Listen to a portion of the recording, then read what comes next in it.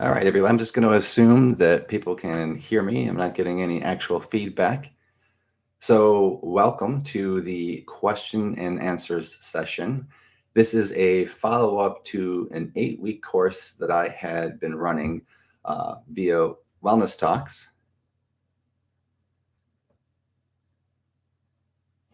Thanks for joining. I guess you can hear me if you're texting to me, so I'll just take that as a good sign. This is just a follow-up question and answers to the course that I had created called the COVID-19 Flexibility Tools course. Yes, very long name, but I didn't know how else to sync that. Basically, it was over the last 8 weeks, just giving everybody something on Monday to deal with. It was a mindfulness-oriented practice or exercise. On Wednesday, I would usually ask you a question or give you an exercise, something that you could chew on throughout the whole day and then report back in on. And then at the end of the end of the week, Friday, I would give you a tool or a concept to play around with. So if you had done just that, um, uh, any kind of questions coming in would be fantastic. And I've got a couple from a few of my folks that are members on Patreon. So I will start with that and we will see where it goes from there. So the question that was coming from Sarah was, what is the best strategy to deal with the emotional roller coaster during this pandemic or during this time? And well, that's a pretty loaded question. You're asking for just one thing. So I'll answer that, but I'll also try to expand upon that. And of course, if I get any other questions, then I will jump into those as well or answer as many as I can in this half an hour. So the best strategy to deal with the emotional roller coaster, I would guess it would be to actually have an understanding of if something's bothering you, if there's a certain level of distress, if something hurts, it's almost always the reason that it hurts is because it mattered. If something matters here, the greater the stress, the greater the sensations that we're actually dealing with, probably the deeper, more heartfelt it matters. So it's a really great place to recognize that it hurts and it hurts for a reason. And we typically we try to push away and jump out of that and do something to get away from that, to escape, to avoid, or to control that. And often what happens is when we're done doing that, we find ourselves right back dealing with this heavy feeling. COVID-19, and one of the number one themes that's come up with this best strategy is uh, we've been cut off. We've been cut off from a lot of the typical social interactions that we all kind of took for granted. So something was pulled away. So another way of thinking of this is there's the pain of presence, that thing which is constantly getting in front of us, and that would be COVID-19, the social restrictions, not being able to go for Thanksgiving, for Christmas, for a birthday, for a holiday, etc., just visit with friends. We're getting blocked by COVID-19 and all of these things that we cannot do right now. But on the other hand, we have something that's called the pain of absence. And both of these show up at the same time. And the pain of absence is values based. It's based upon things that actually matter to us. And that would simply be the camaraderie, the connection, the belonging. So I just got another question as well. I'll get right to that. But the question, the belonging. So to answer that very first question, the best strategy would be paying attention to what hurts. And instead of just trying to automatically respond and get away from what hurts, which makes sense if we burn ourselves, we pull our hand away and then the pain stops. Externally, that works. Internally, not so much. Notice the pain, notice what it's about, notice the pain of presence, what's getting in the way. And then notice the pain of absence. That's the value. Underneath that, there's that thing that actually matters the most. So to really expand on this, the best strategy would be to understand what your prime values are. What are your personal values? What are the things that make your life at the end of a day, end of a week, month, year meaningful? And COVID-19, using that example again, and the social element, it might be that just belonging, just being able to be around people, to just be yourself around other people who accept being yourself. all of those things start to add up, and those are based in values. Um, it's just a greater look at connectiveness, unity, family, friends. These are values. It's a direction that we want to move in. So I hope that answers one of the best strategies to deal with that emotional roller coasters is to first, if you had a good base and you knew what that base was, and then you could recognize I'm in this pain and I'm doing this behavioral loop, which is relatively hopeless. I go and I binge watch a ton of television shows. And as soon as the television show is done, the pain of absence is still there, still hurts. The value is still not being met, still hurts. So if we know what these values are, it gives us a general direction that we can start to become creative. How do we make this happen? So for instance, one of the things that came up was during the holidays, the thing that hurt was we couldn't get together for Thanksgiving.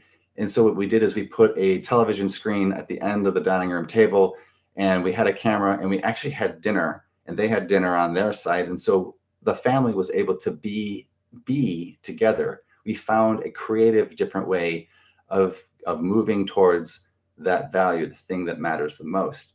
And the pain of presence that we couldn't actually be physically together, there's a certain level of accepting that this is just what is so right now, that the values move us off in a direction.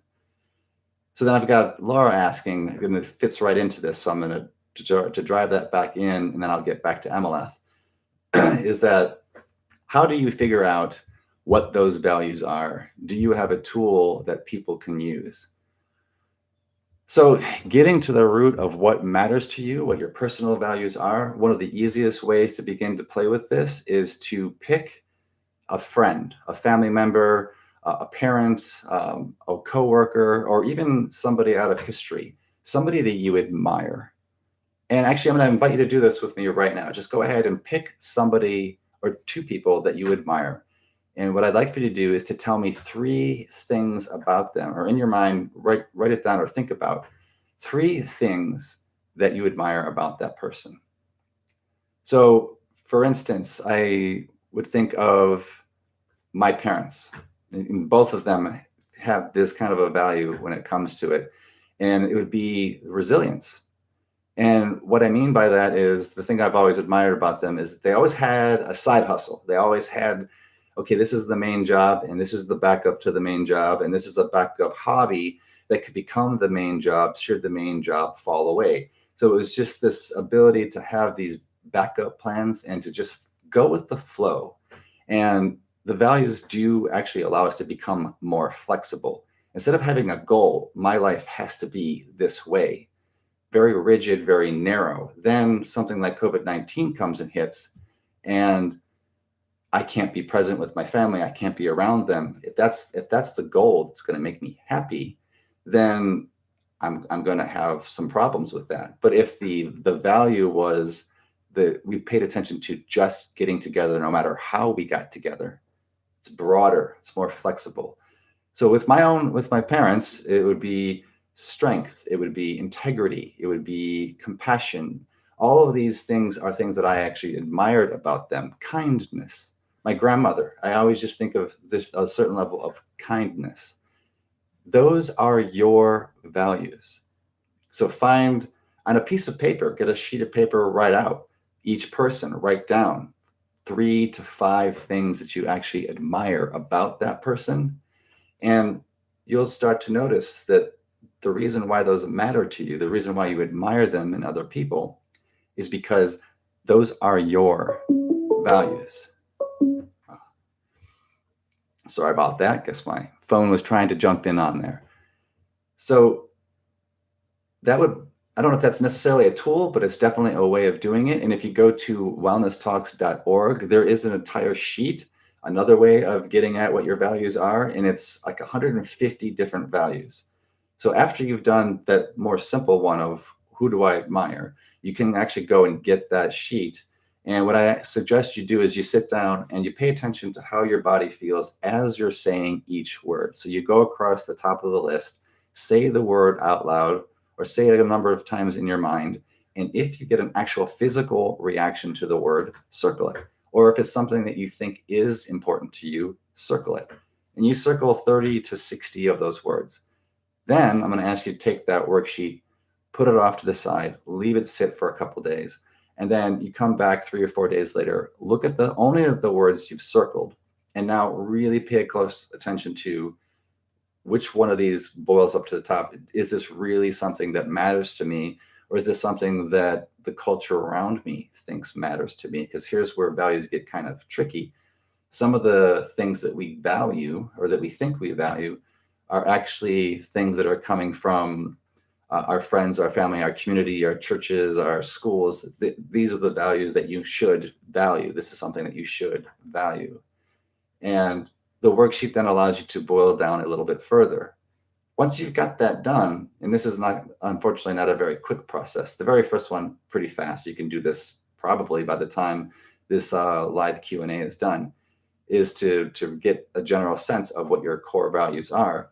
But the more data that you can actually do, if you do these worksheets, if you are to do multiple people that you admire, you're going to end up with a pretty big sheet, 30, 40 words. So then the final component would be, if you really want to drill down, is to start to notice that there are themes. So you'll notice that maybe being a hard worker, being productive, always showing up on time, they'll start to clump. They'll all belong underneath one word. And so you can take words that all relate to like creativity, and maybe it's innovation and new and novel, or being curious, and you can start to clump those into one area. We're starting to just narrow that focus and find what your 5 personal values are, or prime values. I like to use the word prime often because in mathematics, primes, you can't go any lower than that. They can only be boiled down or broken down so far. So I think of these as your prime values. They're your prime numbers. And like I think I've pointed out, is that knowing this, going back to that strategy to deal with emotional roller coasters, well, it helps us to pull through the emotional roller coaster. It doesn't necessarily help us to deal with it right in that moment, but it gives us something to latch onto to start to move towards. So the other question that came in I wanted to answer before I expand on anything else further was, can you comment on connections between diet and stress and anxiety? Are there any foods to avoid and any foods that we should be including? Well, okay, so not a dietitian, but from the clinical standpoint of being a mental health counselor, it's really interesting how when some folks will move towards, if they feel depressed and heavy all the time, they'll tend to move into foods that actually do have a dampening component. They slow us down. Alcohol, high carbohydrate kinds of foods, things that make us sluggish afterwards. And people who are anxious will tend to do things like drink a lot of coffee, smoke cigarettes, drink the B12 drinks, the high energy drinks. So for starters, we could just take a quick look at what tends to be your go-to when you're feeling depressed, or you're feeling, in this case, the stress and the anxiety. Are you a heavy coffee drinker? And are you doing that too much? Is that contributing too? A lot of times when I'm meeting with folks and they're like, I'm stressed out all the time, I don't know what the problem is. And I'll simply ask them, well, how much coffee are you drinking? And they'll be like, oh, I don't know. I usually stop at the Starbucks for this and for lunch. So they don't know. And when we actually see how much coffee they're drinking a lot of coffee, like a pot or two, or 3 Starbucks talls over the course of a day, or by 3 o'clock. And that also just starts to lead to a certain level of, I drink that coffee, I get this extra energy, and then I crash, and then I drink, and I have to get some more. And it ties back a lot to sleep. So I would say, look at your stimulants when it comes to the connection between diet and stress and anxiety. Foods to avoid: caffeine, which includes a lot of your dark chocolates. When we're looking at caffeine, can also be in a lot of different sodas, like Mountain Dew is supposed to be through the roof with that. Are you inadvertently getting extra caffeine into your body? The nicotine itself, are you just using some people were using the nicotine gum. It's harder to keep track of that. So they're just popping one piece after another. That's the nicotine. It's another stimulant. And there are eating too much. So you could lose a lot of your energy by overeating, not getting enough, or just going without. So some people just aren't eating diet-wise. They're just not eating. They skip breakfast or they skip lunch, and then you start to get the jitters. And that can be interpreted as anxiety itself. When it comes to foods that we should be including, well, I would go back to my old days of being in public health, and it's the 5-a-day routine. We're going to deal with just keeping a well-balanced diet. Protein, a certain amount of it being protein, a certain amount being your fats, your healthy fats, and then the rest being like fruits, vegetables, carbohydrates.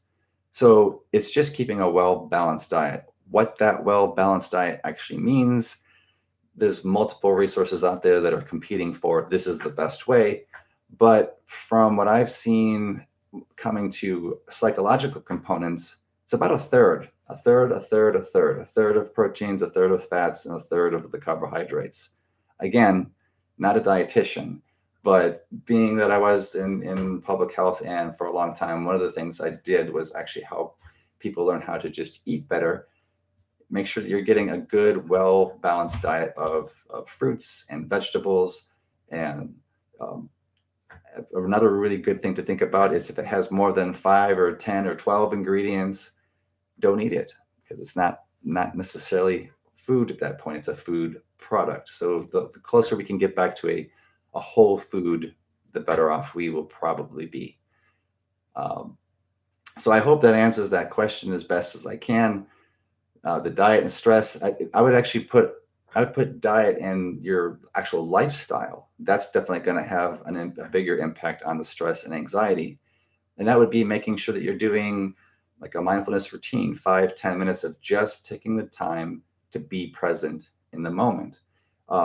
Doing some kind of physical form of activity. I can't stress enough. 20 minutes a day, anything. If you're doing nothing, just going for a walk for 20 minutes, even if it's a slow stroll, is still getting out, getting away, and giving ourselves a break from this, the mind. Because a lot of the reasons why we do have the stress and the anxiety is that the number one job of your mind is to try to solve problems. And we are surrounded by plenty of problems in a day. Yeah, give me 1 second and I will get back to you on that one as well. And I've got a few more coming in here. Let me just double check, make sure I'm not going to miss anybody. I think a lot of those. So could you give me a better example, Todd, of what I'm trying to figure out what this person means? 1 second. Oh, okay, something to actually deal with the emotions if they're overwhelming in that moment. Yeah, sure. I hope just kind of lost my train of thought there. Sorry about that. I'm trying to field you guys here on the one channel, and I've got 2 other places, Facebook, and I've got some coming in from Patreon as well.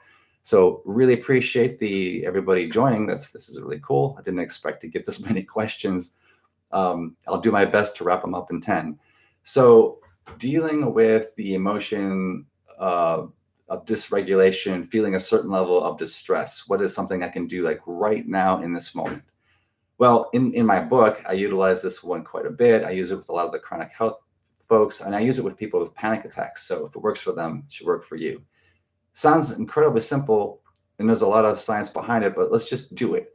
So right now in this moment, what I'd like for you to do is to just look around the room, take a moment, and with purpose and with intent, find 5 things that you can actually see.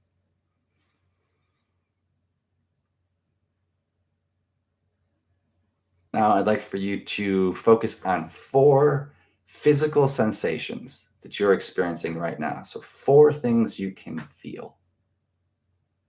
Feet on the ground, seat on a chair, your butt on the chair, arms in the armrests. So just pay attention to 4 things you can feel. Great. Now, 3 things that you can hear. and I'll just keep my voice going, so that'll count as 1. Now find 2 other things that you can hear. Just note them, be aware of them, and then bring it back. 2 things that you may be able to smell. So 2 things you can smell. And then finally, 1 thing you might be able to taste, like coffee, or maybe you've got orange flavored water, or whatever it is that you're drinking. So it's 5, 4, 3, 2, 1. And it doesn't have to be those senses in that order. You can actually flip the senses around. So if I was feeling stressed out and I was about to go to lunch, I might actually do 5 things I can taste, and 4 textures. There are 4 different things I can feel, but I would only focus on one part of the body. 3 things that I might be able to hear, 2 things that I might be able to see, and then of course 1 thing. What did I forget? I forgot one of the senses, but I think you get the gist. It's just 5 things, 4 things, 3, 2, 1. We're just allowing the mind, we're giving the mind a break. We're giving the mind something to actually focus on. We're giving it a problem, so it loves that. It's part of the reason why 5, 4, 3, 2, 1 does work. What's also really great about 5, 4, 3, 2, 1 is that it allows us to become more grounded in the here and the now, into this present moment, which is actually where your body resides all of the time. You think about that. A lot of times we're anxious because we are thinking about the future. We're worried about the future, actually fearing the fear of what might happen. And the anxiety levels start to go up, and we keep focusing on that, and we amplify that. And then if we feel depressed, it's typically because of something in the past. Our mind is oriented or focused on things that have happened. Now, it's not too bad. It's not unhealthy for me to look to the past so that I can get some idea of how to gauge how I need to act or behave or move in the future. So it's useful in that direction. But if I get hooked there, if I get stuck there, if my focus is only there, then I'm not going to be able to move forward. I'm going to be stuck in pulling all of this weight, all of my mistakes, everything I've done wrong from the past, or things that didn't go my way, or this coronavirus, this COVID-19, which is just dragging on forever. That would be an easy place for us to get stuck right now. And then the future is like, what if the COVID vaccine mutates and it gains, superhuman X-Men like powers and wipes us all out? And I could catastrophize, and I could what if myself to death and then be completely paralyzed. But both of these instances, I'm not present right here in this moment. So you can ask yourself, 5, 4, 3, 2, 1, what matters right here, right now? So I hope that answers that question best. Okay, you like that answer. Well, that's fantastic. Thanks so much. This is Joseph. So really, thanks for bringing that in. I appreciate that question, and I hope that wraps. I hope that answers that question as well as you were looking for. Another technique that you could typically do, we can actually use our basic physiology, is if you are feeling super stressed, you're feeling highly panicked, just take a moment, find a sink, turn the sink on, and just run cool, not cold, like a little bit cooler than room temperature, or room temperature will be just fine, and not hot. So you just want to change the physical temperature of your body, one part of your body. So just put your hands underneath the water and just allow the water to just run over your hands. Just imagine feeling that. You can go and do this right afterwards. And I actually invite you to go and try to do this right afterwards. Let the water run over your hands, and this is an opportunity for mindfulness to being completely present. Just notice all the sensations that happen. And from a physiological standpoint, we're changing the temperature just a little bit. We're changing the focus of what you're paying attention to, the temperature.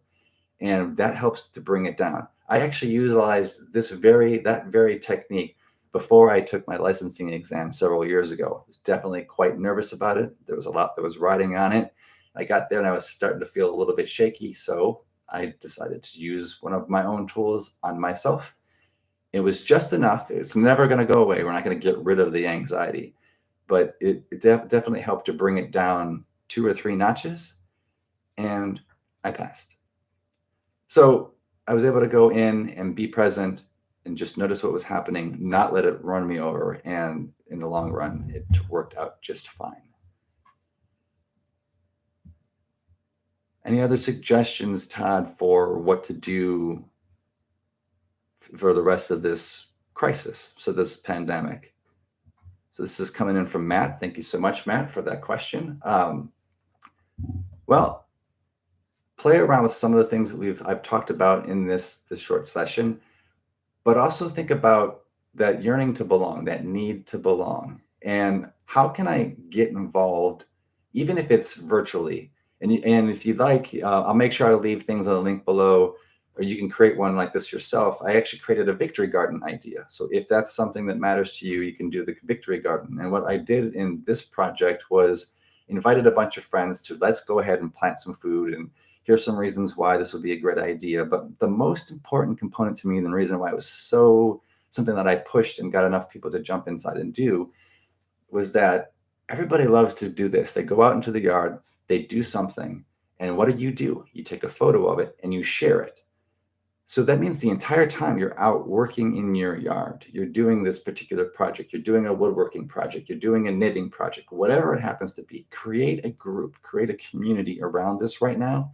Because remember, one of the biggest stressors is just this disconnect, not being able to be around other people, the social connection. And realize that when you're thinking of them, if you create this group and I'm out in the garden, or you're out in the garden, or you're doing whatever it is that you're doing, you're thinking of these people. You're connected. Now, it's not quite the connection that we want, pain of presence, but I can address the pain of absence, the yearning, the need to belong by doing this. And then recognizing that it hurts and it's not okay. And it's okay to not be okay in that moment. It's been a huge uplifter for myself and a lot of the folks that have gotten involved with these. I think when we look back on this and we reflect on what we were able to move towards, especially when it aligned with our values, that this whole experience, as terrible as it's been, is going to also be pretty fascinating, pretty meaningful. Think of all the amazing things that have come out of such a catastrophe, out of such a giant challenge. And for all of you who are in that class, I really appreciate your feedback and giving me some of these ideas, these questions. I do have a couple others that are just coming in. Sorry, I guess we're late to the party.